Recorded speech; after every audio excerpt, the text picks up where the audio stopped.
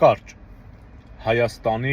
աղեստամոքսային հանրապետության մասին։ Մատենադարանի մոտ Բևերի կողմից հրավիրած հանրահավաքը ցույց տվեց, որ Հայաստանի բնակչության ճնշող մեծամասնությունը վախենում է պետության կողքը կանգնելուց։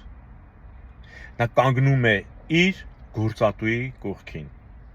պետական ծառայողը Նիկոլի կողքին, Ծառուկյանի աշխատողը Ծառուկյանի կողքին, Քոչարյանի աշխատողը Քոչարյանի կողքին, Սամվել Կարապետյանի աշխատողը Սամվել Կարապետյանի կողքին եւ պետության կողքին մնում են մի քանի հազար կամ մի քանի հարյուր ընդամենը մարդ։ Եվ դուք ուզում եք, որ պետությունը ամուր եւ հզոր լինի, երբ որ նրան աջակցողների թիվը ամենաքիչն է։ Այս թվարկածս այդ մարդիկ բոլորը անհատապես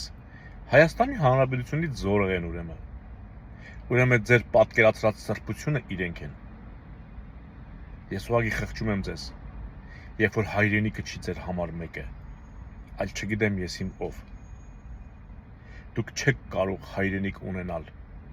եթե ձեր պաշտամունքի առարկան ինչ որ անձ է, ով ուղղակի ձեզ կերակրում է։ Այդպես ընտանի կենդանին է վարվում։ Շնիկը տիրոջ ձեռքերը միշտ լիզում է, ինչպիսին ուզում է լինի իր բույնը, ինքը միշտ պատրաստ է լիզել տիրոջ ձեռքը։ Բայց մենք երբեք չենք կոտրվում, որովհետև մեզ համար անպատասխանսեր հայրենիքը, որ մենք միայն սիրում ենք եւ չենք ստանում հակադարձը։ Սիրում եւ ծառայում ենք, սիրում եւ պայքարում ենք, եւ մեր ստամոքսը դրանից մեզանից չի բողոքում, չի էլ բողոքելու։ Հայրենիքի բեռը մեր ուսերին է, ոչ թե մնացածի։ Խաղաղ ապրեք։